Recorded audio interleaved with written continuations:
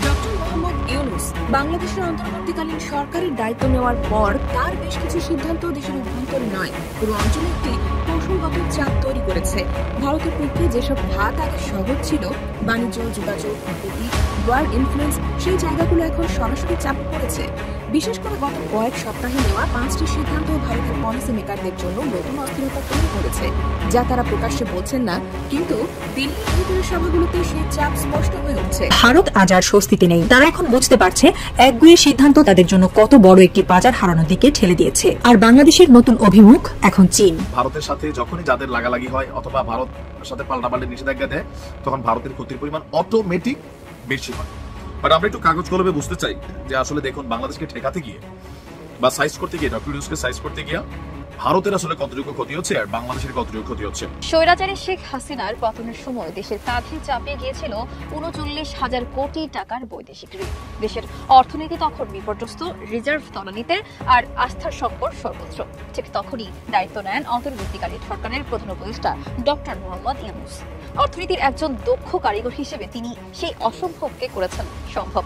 মাত্র কয়েক মাসেই তিনি পরিশোধ করে ফেলেন এই বিপুল ঋণের বড় একটা অংশ, যা একসময় ছিল প্রায় অসম্ভব বলে মনে হতো, সেটাই বাস্তবে ঘটিয়ে দিয়েছেন ইউনূস। কিন্তু কিভাবে এক ভেঙে পড়া দেশকে এমন স্থিতিশীল অবস্থায় নিয়ে এলেন তিনি? কি ছিল তার গেম প্ল্যান? সব জানতে দেখতে থাকুন ভিডিওটি শেষ পর্যন্ত, কারণ সামনে আসছে এমন কিছু তথ্য যা আপনাকে সত্যি চমকে দেবে। সম্মানিত দর্শক, আসসালামু আলাইকুম। নতুন একটি ভিডিওতে আপনাকে স্বাগতম। মোদির মাথায় হাত, ডক্টর ইউনূসের 5 সিদ্ধান্তে কাঁপছে ভারত। বাংলাদেশকে নতুন করে কয়েকটি সুবিধা দিল চীন।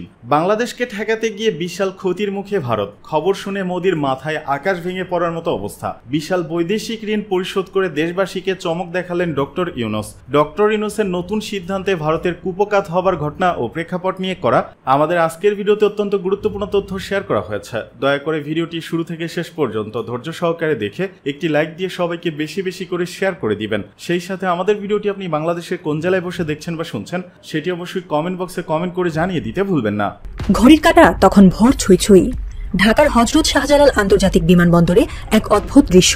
ভিসার ফাইল হাতে নিয়ে লাইনে দাঁড়িয়ে আছেন শত শত মানুষ, কিন্তু এবার তাদের গন্তব্য দিল্লি কিংবা চেন্নাই নয়। কেউ যাচ্ছেন কুনমিং, কেউ বা সাংহাই। হ্যাঁ, ঠিকই ধরেছেন, এবার বাংলাদেশিদের চিকিৎসা ভ্রমণের নতুন ঠিকানা চীন। এই রূপান্তরের পেছনে রয়েছে এক নীরব কিন্তু বুদ্ধিদীপ্ত কূটনৈতিক চাল। 5 আগস্ট, একটি তারিখ যা দক্ষিণ এশিয়ার রাজনৈতিক মানচিত্রে এক নতুন মাত্রা যোগ করল। ভারত যখন বাংলাদেশিদের উপর ভিসা বন্ধের সিদ্ধান্ত নিল, তখন হয়তো ভাবেনি তাদের দীর্ঘদিনের স্বাস্থ্য বাণিজ্য হারিয়ে যেতে পারে চীন নামক এক প্রাচীন প্রতিদ্বন্দ্বীর হাতে। কিন্তু ইতিহাস বারবার প্রমাণ করে কূটনীতি আবেগের খেলা নয়, এটা সময়ের সঠিক ব্যবহার। আর ঠিক এখানেই দুর্দান্ত খেলোয়াড় প্রফেসর ইউনূস।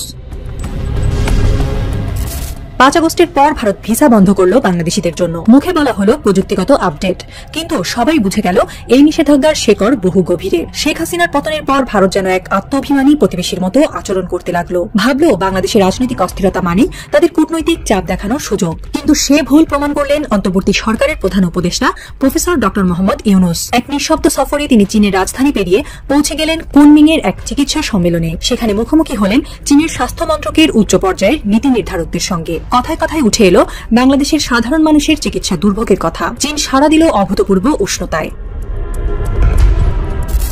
ঢাকায় চীনা দূতাবাস ঘোষণা করল একটি বিশেষ ভিসা প্রক্রিয়া, গ্রিন চ্যানেল। চিকিৎসার জন্য ভিসা পেতে এখন আর লাগবে না অসংখ্য কাগজপত্র বা পররাষ্ট্র মন্ত্রণালয়ের অনুমোদন। অনুমোদিত ট্রাভেল এজেন্সির মাধ্যমে মিলবে ব্যাংক সার্টিফিকেট ও গ্যারান্টি পত্র। চিকিৎসা সংক্রান্ত নথি থাকলে একদিনেই পাওয়া যাবে ভিসা। চীনের দূতাবাস এমনকি আলাদা মেডিকেল কাউন্টার স্থাপন করেছে ভিসা সেন্টারে। জরুরি রোগীদের জন্য রয়েছে একই দিনে ভিসার সুবিধা। অনলাইনে ইন্টারভিউয়ের ব্যবস্থাও যুক্ত হয়েছে, যা ছিল একসময় অকল্পনীয়।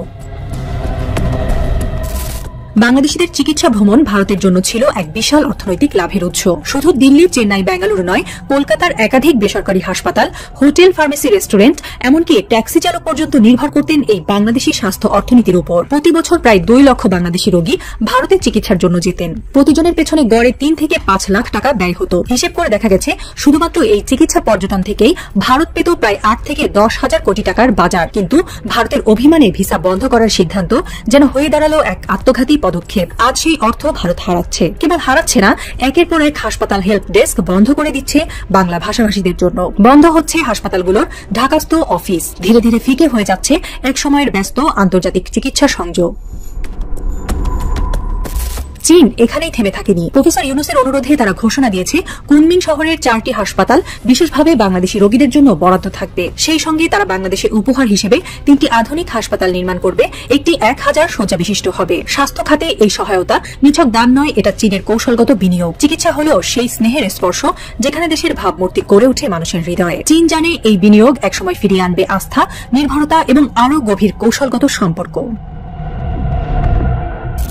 এই পরিবর্তনের প্রভাব কেবল অর্থনৈতিক নয়, এটা কূটনৈতিকও। বাংলাদেশ এখন চীনকে শুধু বিকল্প হিসেবে দেখছে না, বরং একজন কৌশলগত অংশীদার হিসেবে প্রতিষ্ঠা দিচ্ছে। চিকিৎসা খাতে সহযোগিতা ছাড়িয়ে এখন চীন ক্যান্সার গবেষণা, হৃদরোগ চিকিৎসা, এমনকি প্রযুক্তি নির্ভর হাসপাতাল ব্যবস্থাপনায়ও বিনিয়োগে আগ্রহ দেখাচ্ছে। চীনের হাসপাতালগুলোতে বাংলাদেশি দোভাষী নিয়োগ, বাংলা খাদ্য পরিবেশনা, রোগীদের জন্য বিশেষ সহায়তা ডেস্ক ইত্যাদি চালুর প্রস্তুতি চলছে। এতে চিকিৎসা নিতে যাওয়া সাধারণ বাংলাদেশিরা পাবেন এক আত্মবিশ্বাসী পরিবেশ, যা আগে কেবল ভারতেই সম্ভব ছিল।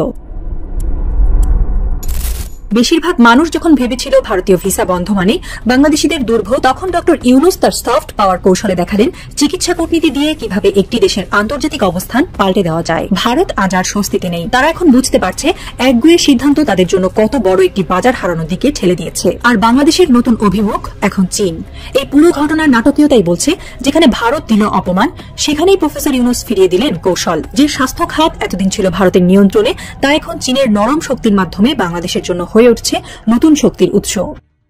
স্বৈরাচারী শেখ হাসিনার পতনের সময় দেশের কাঁধে চাপিয়ে গিয়েছিল ৩৯,০০০ কোটি টাকার বৈদেশিক ঋণ। দেশের অর্থনীতি তখন বিপর্যস্ত, রিজার্ভ তলানিতে, আর আস্থার সংকট সর্বোচ্চ। ঠিক তখনই দায়িত্ব নেন অন্তর্বর্তীকালীন সরকারের প্রধান উপদেষ্টা ডক্টর মোহাম্মদ ইউনুস। অর্থনীতির একজন দক্ষ কারিগর হিসেবে তিনি সেই অসম্ভবকে করেছেন সম্ভব। মাত্র কয়েক মাসেই তিনি পরিশোধ করে ফেলেন এই বিপুল ঋণের বড় একটা অংশ, যা একসময় ছিল প্রায় অসম্ভব বলে মনে হতো, সেটাই বাস্তবে ঘটিয়ে দিয়েছেন ইউনুস। কিন্তু কিভাবে এক ভেঙে পড়া দেশকে এমন স্থিতিশীল অবস্থায় নিয়ে এলেন তিনি? কি ছিল তার গেম প্ল্যান? সব জানতে দেখতে থাকুন ভিডিওটি শেষ পর্যন্ত, কারণ সামনে আসছে এমন কিছু তথ্য যা আপনাকে সত্যি চমকে দেবে। স্বৈরাচারী শেখ হাসিনার শাসনামলে উন্নয়ন শব্দটি যেন এক প্রহসনের হাতিয়ারে পরিণত হয়। নানা উন্নয়ন প্রকল্পের নামে শুরু হয় সীমাহীন দুর্নীতি ও লুটপাট। এই প্রকল্পগুলো আদতে জনগণের কল্যাণের জন্য যত না ছিল, তার চেয়ে বেশি ছিল ক্ষমতাসীনদের পকেট ভরার জন্য। শেখ হাসিনা ও তার ঘনিষ্ঠ সহযোগীরা এইসব প্রকল্পের আড়ালে রাষ্ট্রীয় অর্থের হরিলুটে লিপ্ত হন। প্রকল্প বাস্তবায়নের নামে অস্বাভাবিক ব্যয়ে তৈরি হয় সড়ক, সেতু, বিদ্যুৎ কেন্দ্র ও রেললাইন। একদিকে সরকার এইসব ব্যয়বহুল প্রকল্পে হাজার হাজার কোটি টাকা খরচ করেছে, অন্যদিকে সেই অর্থ জোগাড় করতে গিয়ে জনগণের উপর চাপিয়ে দিয়েছে বৈদেশিক ঋণের বোঝা। ফলে সাধারণ মানুষকে কর বৃদ্ধির মাধ্যমে জিনিসপত্রের উচ্চ মূল্য ও জীবনযাত্রার ব্যয় বহন করতে হয়েছে। অথচ এই বিপুল পরিমাণ ঋণ কিভাবে পরিশোধ হবে সেই নিয়ে সরকার বা তার নীতি নির্ধারকেরা কোনো সুদূরপ্রসারী পরিকল্পনা ছিল না। তারা ভবিষ্যৎ প্রজন্মের কাঁধে ঋণের বোঝা চাপিয়ে দিয়ে এক ধরনের দায়িত্বহীনতা ও আত্মসুখে ডুবে থেকেছে। এই শাসনামলে উন্নয়ন মানে হয়ে দাঁড়ায় ধনী আরো ধনী হওয়া, ক্ষমতাবানদের আরও প্রভাবশালী হয়ে ওঠা, আর জনগণের নীরব সহ্য শক্তির পরীক্ষা। হাসিনা সরকারের শাসনামলের শেষ দিকে দেশের অর্থনৈতিক অব্যবস্থাপনা এতটাই চরমে পৌঁছায় যে ডলার সংকট ভয়াবহ রূপ ধারণ করে। বৈদেশিক মুদ্রার রিজার্ভ দ্রুত হ্রাস পেতে থাকে, যার ফলে দেশের ব্যাংকগুলো আমদানি বাণিজ্যের প্রয়োজনীয় ডলার সরবরাহ করতে ব্যর্থ হয়। বিদেশ থেকে কাঁচামাল, শিল্প উপকরণ, খাদ্যপণ্য কিংবা ওষুধ আমদানির জন্য প্রয়োজনীয় ডলার পাওয়া দুষ্কর হয়ে পড়ে। এতে করে আমদানি কার্যক্রম প্রায় অচল হয়ে যায়। ব্যবসায়ীরা একরকম অসহায় অবস্থায় পড়েন, কেনাকাটা স্থগিত হয়ে যায়, অনেক কারখানায় উৎপাদন ব্যাহত হয় এবং অর্থনৈতিক গতিশীলতা থেমে যেতে বসে। এই অবস্থায় বাণিজ্যিক মহল থেকে শুরু করে আমদানিকারক, শিল্প মালিক, এমনকি সাধারণ ভোক্তাদের মাঝেও চরম উদ্বেগ ছড়িয়ে পড়ে। এই সংকট কেবলমাত্র বৈদেশিক লেনদেনই নয়, দেশের অভ্যন্তরীণ বাজারেও নেতিবাচক প্রভাব ফেলে। মুদ্রাস্ফীতি বেড়ে যায়, চাহিদার তুলনায় যোগান কমে যায়, আর সাধারণ মানুষকে চরম ভোগান্তির শিকার হতে হয়। ডলারের সংকট শুধু আমদানি বাণিজ্যকেই নয়, বরং সরাসরি সরকারকেও গভীর সংকটে ফেলে দেয়। দেশের বিদ্যুৎ উৎপাদন ও শিল্প খাতে ব্যবহারের জন্য সরকারকে নিয়মিতভাবে বিদেশ থেকে বিপুল পরিমাণ জ্বালানি, যেমন জ্বালানি তেল, এলএনজি বা তরল প্রাকৃতিক গ্যাস, কয়লা ইত্যাদি আমদানি করতে হয়। এছাড়া ভারতের আদানি গ্রুপ সহ বিভিন্ন আন্তর্জাতিক উৎস থেকেও বিদ্যুৎ আমদানি করতে হতো। এই সব আমদানির জন্য বছরে গড়ে প্রায় $9 বিলিয়ন সমপরিমাণ বৈদেশিক মুদ্রার প্রয়োজন হয়। কিন্তু ডলারের মারাত্মক ঘাটতির কারণে সরকার সময় মতো এই অর্থ পরিশোধ করতে ব্যর্থ হয়। ফলে আন্তর্জাতিক জ্বালানি সরবরাহকারীদের কাছে সরকারের বিশাল অঙ্কের বকেয়া জমে ওঠে। বকেয়ার পরিমাণ ক্রমাগত বাড়তে বাড়তে $2.25 বিলিয়ন ছাড়িয়ে যায়। এই অবস্থায় অনেক বিদেশি সরবরাহকারী পরিষ্কার জানিয়ে দেয় যে যদি বকেয়া দ্রুত পরিশোধ না করা হয় তবে তারা গ্যাস বা কয়লা সরবরাহ বন্ধ করে দেবে। এমন একটি নাজুক পরিস্থিতিতে দেশের বিদ্যুৎ উৎপাদনও অনিশ্চয়তার মুখে পড়ে যায়। জ্বালানির অভাবে লোডশেডিং বৃদ্ধি পায়, শিল্প খাতে উৎপাদন ব্যাহত হয় এবং জনগণের ভোগান্তি চরমে পৌঁছায়। এইরকম একটি নাজুক অবস্থায় স্বৈরাচারী শেখ হাসিনার পতন ঘটে। এরপর দেশের হাল ধরেন অন্তর্বর্তীকালীন সরকারের প্রধান উপদেষ্টা ডক্টর মোহাম্মদ ইউনূস। তিনি দায়িত্ব গ্রহণের সময় দেশের অর্থনীতি ছিল এক ভয়াবহ সংকটে। সেই সময় বৈদেশিক মুদ্রা রিজার্ভে টান পড়েছিল আর বৈদেশিক ঋণের পরিমাণ দাঁড়িয়েছিল প্রায় $3.2 বিলিয়ন, যা বাংলাদেশি মুদ্রায় প্রায় 39,000 কোটি টাকারও সমপরিমাণ। এমন বিপুল অঙ্কের ঋণ স্বল্প সময়ে পরিশোধ করা যে কতটা কঠিন কাজ তা সহজেই অনুমেয়। তবে ডক্টর ইউনূস নিজে ছিলেন একজন বিশ্বখ্যাত অর্থনীতিবিদ ও নোবেল জয়ী উন্নয়ন চিন্তাবিদ। দায়িত্ব নেওয়ার পর তিনি সংকট নিরসনে বাস্তবমুখী, যুগোপযোগী এবং কঠোর আর্থিক নীতি গ্রহণ করেন। অপ্রয়োজনীয় ব্যয় কমিয়ে আনা, রাজস্ব আহরণে দক্ষতা বৃদ্ধি, বৈদেশিক বিনিয়োগে আস্থা ফিরিয়ে আনা এবং কৌশলগত দেনাদারদের সঙ্গে আলোচনার মাধ্যমে ঋণ পরিশোধের পথ সুগম করেন তিনি। এর ফলে মাত্র 8 মাসের ব্যবধানে দেশের বৈদেশিক ঋণের পরিমাণ $3.2 বিলিয়ন থেকে কমে দাঁড়ায় মাত্র $829 বিলিয়ন। অর্থাৎ প্রায় 29,000 কোটি টাকার ঋণ সফলভাবে পরিশোধ করা সম্ভব হয়।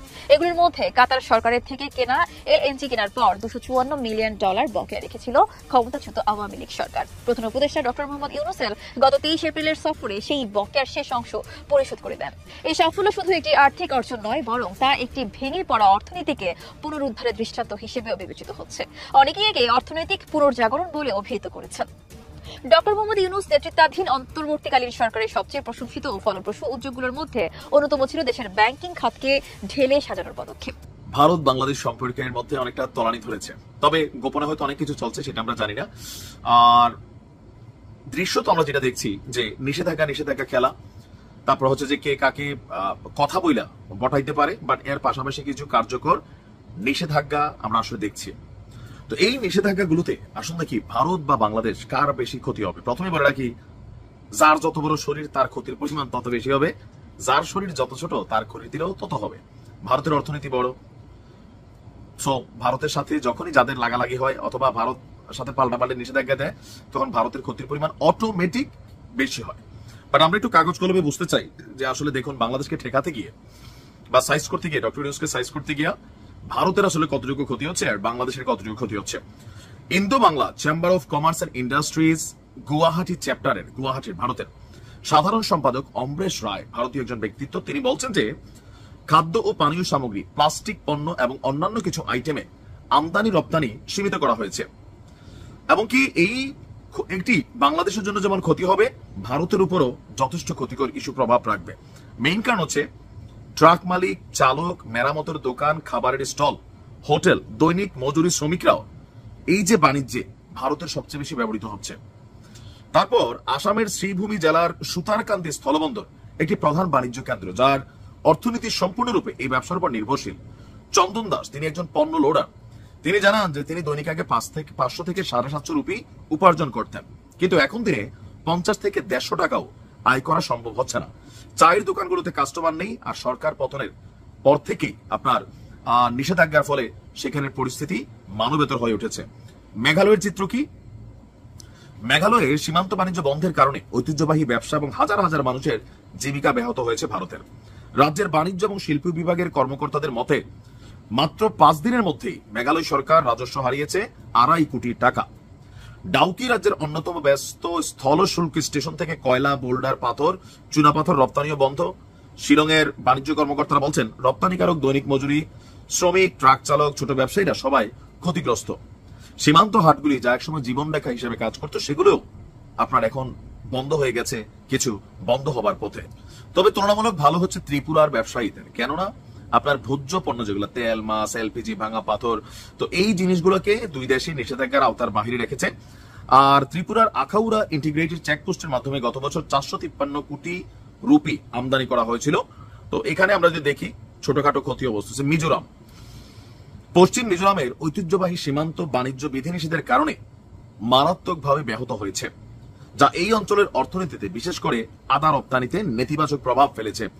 আইজল ভিত্তিক স্টারফিনের সিইও মাল শাওমি, তিনি বলছেন বাংলাদেশে রপ্তানি স্থগিতের ফলে মিজোরামের আদা ব্যবসায়ীরা মারাত্মক ক্ষতির শিকার হয়েছেন।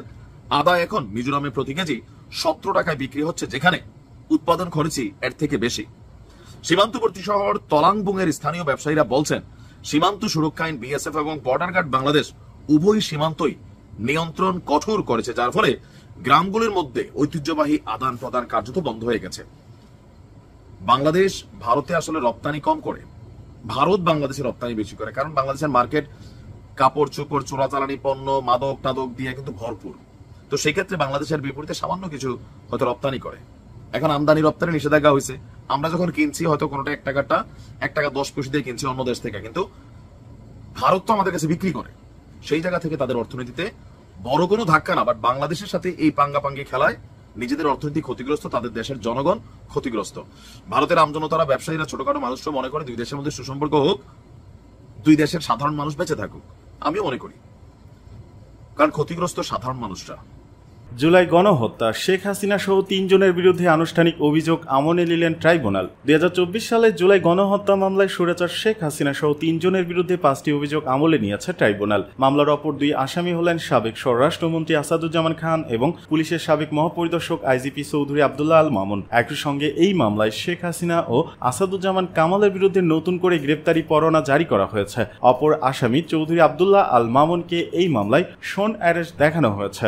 রবিবার আন্তর্জাতিক অপরাধ ট্রাইব্যুনালের চেয়ারম্যান বিচারপতি গোলাম মর্তুজা মজুমদারের নেতৃত্বে 3 সদস্যের ট্রাইব্যুনাল এ আদেশ দেন। এর আগে চিফ প্রসিকিউটর তাজুল ইসলাম রবিবার দুপুর 12টার পর ট্রাইব্যুনালে অভিযোগ দাখিল করেন। এ বিষয়ে শুনানি সরাসরি সম্প্রচার করা হয় বাংলাদেশ টেলিভিশনে। গত 12 মে জুলাই আগস্টের গণহত্যার ঘটনায় শেখ হাসিনার বিরুদ্ধে তদন্ত প্রতিবেদন দাখিল করেন তদন্ত সংস্থার কর্মকর্তারা। তদন্ত প্রতিবেদনে জুলাই গণহত্যার নির্দেশদাতা হিসেবে শেখ হাসিনার নাম উঠে এসেছে। গত 18 ফেব্রুয়ারি জুলাই আগস্টের গণহত্যার ঘটনায় শেখ হাসিনার বিরুদ্ধে তদন্ত 20 এপ্রিলের মধ্যে শেষ করতে নির্দেশ দেন ট্রাইব্যুনাল। গত বছরের 17 ডিসেম্বর 2 মামলায় শেখ হাসিনা, ওবায়দুল কাদের সহ 46 জনের বিরুদ্ধে তদন্ত 2 মাসের মধ্যে শেষ করার নির্দেশ দেন ট্রাইব্যুনাল।